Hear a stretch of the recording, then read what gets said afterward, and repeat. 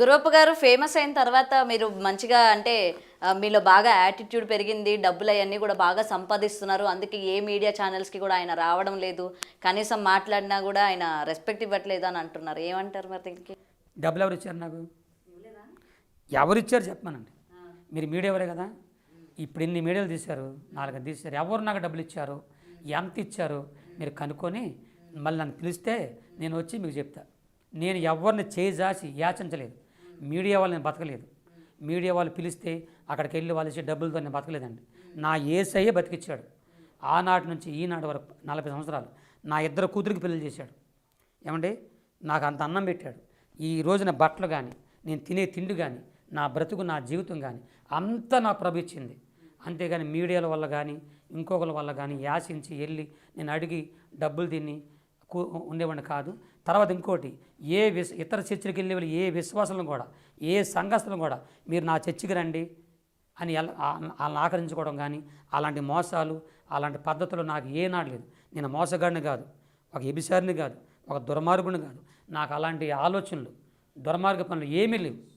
అదంతా నా ప్రభు నాకు తెలుసు, నా యేసయ్యకి తెలుసు. కాబట్టి నేను డబ్బు మనిషిని కాదు. డబ్బు మనిషిని అయితే ఈ రూట్ ఎందుకు ఎంచుకుంటాను నేను? నా రూట్లు చాలా ఉన్నాయి. ఇంకోటి చెప్పిన మా జాతి వాళ్ళే, మా పాస్టర్లో చర్చికి రాని వాళ్ళు కోటీశ్వరులు అయిపోయారు. ఇప్పుడు వాళ్ళు చక్కగా సంపాదించుకున్నారు, ఉద్యోగాలు చేసుకుంటున్నారు, గవర్నమెంట్ జాబ్ చేసుకుంటున్నారు, మంచి వ్యాపారాలు చేసుకుంటున్నారు, కోటీశ్వరులు అయిపోతున్నారు. ఈరోజు నాకు సొంత ఇల్లు లేదండి, సొంత ఇల్లు లేదు. ఇదంతా మా ఆత్మీయ తండ్రి గారు తెలుసు. సొంత ఇల్లు లేదు నాకు. గుడివాడలో చిన్న ఇల్లు, పైన చర్చి ఉండేది. గవర్నమెంట్ వారు దాన్ని తీసేశారు, అంటే రోడ్లకి తీసేస్తే వాళ్ళు ఏం చేశారంటే కొద్ది డబ్బులు ఇచ్చారండి. ఆ డబ్బులు తీసుకొని వచ్చి విజయవాడ పక్కన నన్ను చిన్న స్థలం కొనుక్కున్నాను. ఇప్పటికి రెంట్లో ఉంటున్నా విజయవాడలో. రెంట్లో ఉంటూ అలాగే. లేకపోతే నాకేంటి, నా రెంట్లో ఉన్నది కర్మ నాకేంటి, మోసగాడిని కాదు. ఇంకోటి చెప్పిన, ఏ చర్చ్ ఎవరైనా మీటింగ్లు వేస్తే నేను మీటింగ్ వస్తాను కాబట్టి నాకు ఎంత డబ్బులు ఇవ్వండి అని అన్నోడు కూడా కాదు. ఎవరిని అడగలే. నేను వెళ్ళిన తర్వాత నా స్థితి, నా పరిస్థితిని చూసి నన్ను ప్రేమించి వాళ్ళు ఇచ్చే కానుకలే ఈరోజు నన్ను. అండ్ గురవప్ప గారు, ఫైనల్లీ ఒకటి చెప్పండి. ఇవాళ ఇంత ఫేమస్ అయ్యారు, బయటికి వెళ్ళిన తర్వాత మిమ్మల్ని గుర్తుపడుతున్నారు, ఫోటోలు అడుగుతూ ఉన్నారు, ఇస్తున్నారా లేకపోతే నిరాకరిస్తున్నారా? మనస్ఫూర్తిగా ఇస్తున్నా. ఈరోజు నేను హైదరాబాద్ దిగాల వస్తున్నప్పుడు ఒక ముసలమ్మ అసలంగా కళ్ళు కూడా కనిపించట్లేదండి. నేను దిగి వస్తూ గుర్తుపట్టేసింది, పట్టేసి కోయిక నా దగ్గరికి వచ్చింది. తీసుకొని నా ఫోటో దిగేదా గురుకులేదు. ఆ వెళ్ళేవని ఫోటో దిగిందనమాట. ఫోటో ఇచ్చాను, చక్కగా నవ్వుతూనే ఇచ్చాను. సో ఇస్తారైతే మీరు ఎక్కడ కనిపించిన ఫోటోలు ఇస్తారైతే మంచిగా. నిజమే, ఇప్పుడు ఇస్తే చాలా మంచిది. అండ్ మొత్తం కూడా హీట్గా ఉంది. మా కోసం చలాకీకి ఒక పాట పాడండి మీ భాషలోని. భాష కాదు, ఒక్కటే. అది ఒక్క పాటే పాడతారా? కొత్తగా ఇంకేమైనా పాడండి. నా జీవితం రాసిన ఒక పాట పాడతానమ్మా. పాడండి, డెఫినెట్గా. నిలువెల్ల ఘోరపు విషమేనయ్యా, మనిషిగా పుట్టిన సర్పనయ్యా, పాపము కడిగావులే, విషము విరిచావులే, నన్ను మనిషిగా ఇలా నీవు నిలిపావులే, క్రీస్తు దాసుగా పేరు పెట్టి పిలిచావులే, ప్రభువా కాచితివి ఇంత కాలం, కాచితివి ఇంతకాలం, చావైన బ్రతుకైన నీ కొరకే దేవా, నీ సాక్షిగా నేను జీవింతునయ్యా, నీ సాక్షిగానే జీవింతునయ్యా. ఇది ఫస్ట్ పాట నా జీవితంలో. 89లో. రెండో పాట ఏంటంటే, నీ చేతిలో యేసు నీ సేవలో నా జీవితం కడతేరని, నా బ్రతుకంతా ప్రభు కోసమే కరిగిపోవాలి, క్రొవ్వొత్తిలా కరిగిపోవాలి, క్రోవొత్తిలా నీ చేతిలో యేసు నీ సేవలో నా జీవితం కడతేరని. నా జీవితం అంతా నా ప్రభు కోసం అంకితమైపోవాలి. మీ జీవితాన్ని అంతా ఒక పాటలో, అసలు మీ వాయిస్ అసలు చాలా బాగుందండి. సింగర్గా ఆఫర్ వస్తే చేస్తారా, పాడతారా? సింగర్గా అండి. సింగర్ కంటే యేసు ప్రభులోనా సినిమాలోనా? ఇవి సినిమాలోనేనండి. మీ వాయిస్ చేత సినిమాలోని ఒక హీరోకి పాట పాడమంటారండి. పాడరా? అంత మంచి ఆఫర్ వచ్చినా పాడరు. నేను పాడను.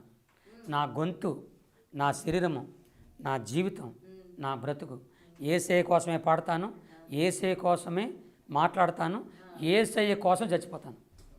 ఇంక ఈ ఒక్క మాటతో ఇంక మీ వరకు ఆఫర్లు వచ్చేవి కూడా వెనక్కి వెళ్ళిపోతాయేమో. ఇంకా చూడండి, అంతే అంటారా? నా దేవుడు నాకు వేరే ద్వారం తెలుస్తాడు. ఓకే, సో ఫైనలీ ఎప్పటి నుంచో మీ గురించి వెయిట్ చేస్తూ చేస్తూ చేస్తూ ఇగోండి ఇప్పటికి దొరికారు మాకు. దీని విషయంలో నన్ను క్షమించాలి మీరు. మన బిగ్ టీ వారు, బిగ్ టీ యాజమాన్యం వారు, మా ప్రియ ఆత్మీయ కుమార్తె, నేను అంత పెద్దదాన్ని ఏం కాదులేండి, క్షమించే అంత. కానీ గౌతమి గారికి నేను మనస్ఫూర్తి చెప్పుకుంటున్నా. పాపం గౌతమి గారు అండి, ఏమంటే బిగ్ టీ వారు గౌతమి గారు నన్ను చాలా వెంబడిచ్చారండి. ఏమనబాకండి, తప్పు నాదే. టైం లేక సమయం లేక నేను ఇవ్వలేకపోయాను. ఈ రోజున ఆమె కోసం దేవుడే నేను ఇక్కడ తీసుకొచ్చాడు. దయచేసి ఇంకోటి చెప్తున్నాను, చిన్న మాట మన టీవీ వారికి.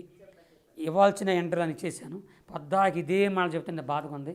కాబట్టి కొత్త ఏమైనా ఉంటే కొత్తగా పాడినప్పుడు అప్పుడు మీరు వచ్చి నన్ను ఇంటర్వ్యూ తీసుకు కోరుకుంటున్నాను. ఇప్పుడు సెలవు ఇప్పిస్తే కోరుకుంటున్నాను. డెఫినెట్గా.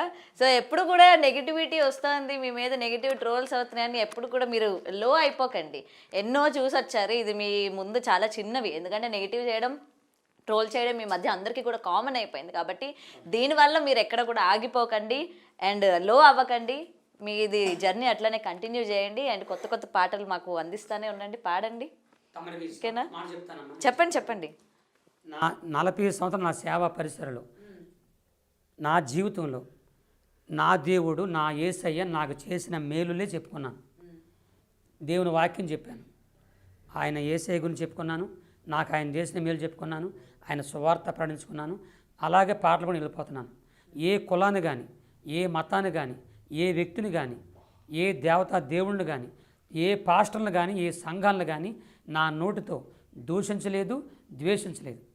ఎవరిని కూడా అనలేదండి. అలాగ నేను అనలేదు. అది అందరికీ తెలుసు. నేను ఇప్పటికీ ఏ ఊరు వెళ్ళినా, ఏ ప్రాంతం వెళ్ళినా ఆ పాస్టర్ గారు మైక్ ఇవ్వగానే ఈ ప్రాంతంలో ఉన్నటువంటి హిందూ సహోదరులందరినీ యేసయ్య దీవించును గాక, క్రైస్తవ సహోదరుల్ని ప్రభు దీవించును గాక, ముస్లిం సహోదరుని ప్రభు దీవించును గాక, జాతి కుల మత భేదం లేకుండా అందరినీ దేవుడు దీవించును గాక. నా ఉదయకాల ప్రార్థన అండి. ఫస్ట్ నేను చేసి ఎవరి కోసం తెలుసండి, మన దేశాన్ని కాపాడుతున్నారే సైనికుల కోసం. పాపం వాళ్ళు భార్యని, పిల్లల్ని, కుటుంబాలను వదిలిపెట్టి వెళ్ళిపోతారు. వాళ్ళు బాగుండాలని, అలాగే ఇక్కడ ఉన్నటువంటి వాళ్ళ కుటుంబాలు బాగుండాలని, పోలీసు వారి కోసం మంచి రాజకీయం ఉండాలని, అందరినీ పేదల్ని సాధనలు బాగా చూసుకోవాలని, ఇలాంటి చక్కని మాటలతో నేను ప్రార్థన చేసుకుంటాను తప్ప ఇప్పుడు నేను చెప్పిన నా సాక్ష్యం అండి. ఏ మతాన్ని మారమని కాదు, క్రైస్తవ మతంలో రమ్మని కోరట్లేదండి. నా దేవుడు నాకు చేసిన మేలు మాత్రం చెప్పుకున్నాను. మీరెవరు మతం మార్పిడి చేసేస్తున్నాడు మేసాల గురించి అనొద్దు. నేను మతం మార్పిడి చేయలేదు, చేయను కూడా. నాకు అంత కర్మ కూడా నా పట్ల. నేను కూడా మతం మార్పిడి అవ్వలేదు. మీకు ఇంకో మాట చెప్తున్నా, ఏ పాస్టర్ గారు వచ్చి ఇదేశుడు, తెల్లవాడు, నల్లవాడు, మరగుజ్జోడు ఎవడొచ్చి నాకు ₹1 ఇచ్చి నాకు ఏదో మభ్యపెట్టి నన్ను మతంలో చేర్చుకోలేదు. అడుగుల్లో నేను ఒక్కడనే ఉంటే దేవదూత వచ్చి నాకు దేవుని చెప్పారు. అంతేగాని మతం మార్పిడి చేయలేదు, నేను మతంలోకి వెళ్ళలేదు, దిగలేదు, కలిసిపోలేదు, ఏమవలేదు. ఎక్కడ నిలబడ్డాను అక్కడ నిలబడ్డాను. దేవుడే వచ్చి, యేసయ్య వచ్చి నన్ను రక్షించాడు. ఆ ప్రభు గురించి చెప్పుకున్నాను తప్ప ఈ క్రైస్తవత్వ మతంలోకి రండి అని చెప్పి ఎవరిని అనను. మతంలోకి మీరు రావద్దు, ఎవరు మతం మార్పిడి చేసిన చేయొద్దు. మీరు చిన్న పిల్లలేం కాదు, అన్నీ తెలిసిన వారు. కానీ నేనెందుకంటే యెహోవా ఉత్తముడని, నేను నమ్ముకున్న దేవుడిని నేను ఎరుగుదును. ఆయన ఉత్తముడని రుచి చూసి నా జీవితం తెలుసుకుని ఆయన్ని ప్రకటిస్తున్నాను తప్ప ఇతరులను మాత్రం మారమని కాదు. కాబట్టి హిందూ సహోదరులారా, క్రైస్తవ సహోదరులారా, ముస్లిం సహోదరులారా, ఈ దీనుని ఎక్కడ అడుగులు కొండలు పుట్టినండి. నాకు అసలు ఏమీ తెలియదు. ఈ జీవితంలో నాకు అంటే నాగరికత తెలియదు నాకు. అక్కడి నుంచి వచ్చిన వాడిని.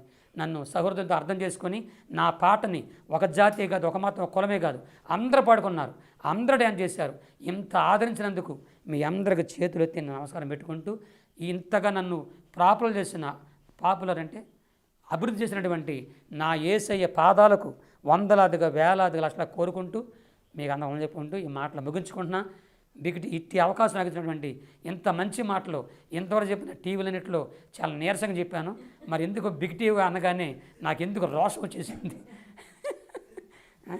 నన్ను క్షమించండి, అంటే మాట్లాడాల్సిన మాటలు మాట్లాడాను, క్షమించండి. చాలా సంతోషం. ఇలాంటి అవకాశాలు మళ్ళీ మళ్ళీ మీరు ద్వారా రావాలని కోరుకుంటూ ఉండాలని తెచ్చుకుంటున్నాను. థ్యాంక్ యూ అండి. Thank you. For more videos like this, subscribe Big TV channel.